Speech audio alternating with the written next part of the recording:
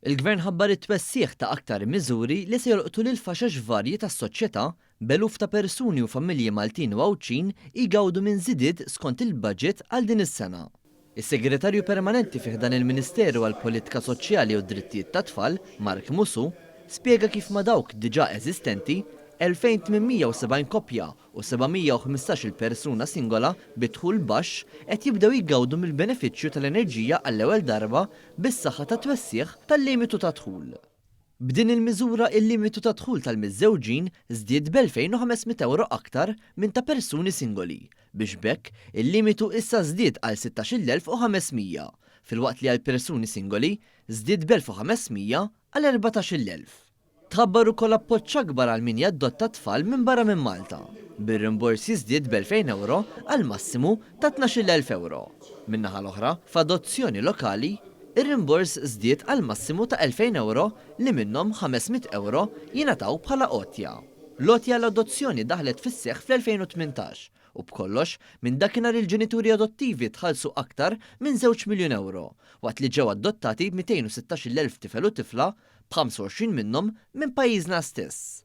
Fil-kontribuzzjoni għat-trobbija dawk il-ġenituri li jqfu mix-xogħol għal xi żmien biex jirabbu lil uliedhom u intitolati għal krediti ta' kontribuzzjonijiet tas-Sigurtà Soċjali, issa jaraw li l-perjodu għal dawn il-krediti twessa sal-età ta' 10 snin għall-ewwel 3 tfal fil-familja. F'każ ta' iżjed tfal, il-perjodu kopert jiżdied b'sena oħra għal kull wild, waqt li f'każ ta' familji b'ulied b'diżabilità jew b'mard rari, il-limitu massimu tal-età tneħħa u l-krediti jistgħu jingħataw għal kwalunkwe żmien. Mawan News Musu wkoll spjega li qed tiġi introdotta miżura ġdida tal-pensjoni għall-invalidità parzjali.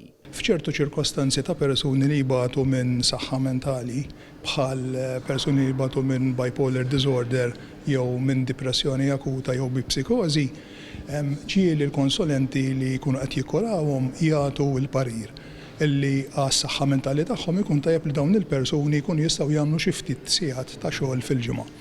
Jekk dawn il-persuni ikunu taħt il-kura ta' konsulent speċjalista tal-gvern għal mill-anqas 3 snin, minn din is-sena issa dan ħajkun possibbli sabiex dawn il-persuni jkunu jistgħu jagħmlu dan l-ftit xogħol fil-ġimgħa u fl-istess ħin jibqgħu jieħdu l-pensjoni tal-invalidità. Il-Ministru responsabbli Michael Falzon mill-ġdid enfasizza kif dan hu gvern li wettaq dak li jwiegħed, partikolarment biex pajjiżna jkun inklusiv u ġust ma' kull faxxa tas-soċjetà. ċertu miżuri bħal huma adozzjonijiet, bħal huma l-bżonn li jkollna iktar tfal, bħal huma realtajiet ta' saħħa mentali. Hawnhekk qed naraw twessieħ f'dak l-aspett u dawn l-aspetti kollha se nibqgħu nwessawhom aħna rridu nibqgħu hemm huma x'inhuma r-realtajiet biex ngħinu l dawk li għandhom bżonn.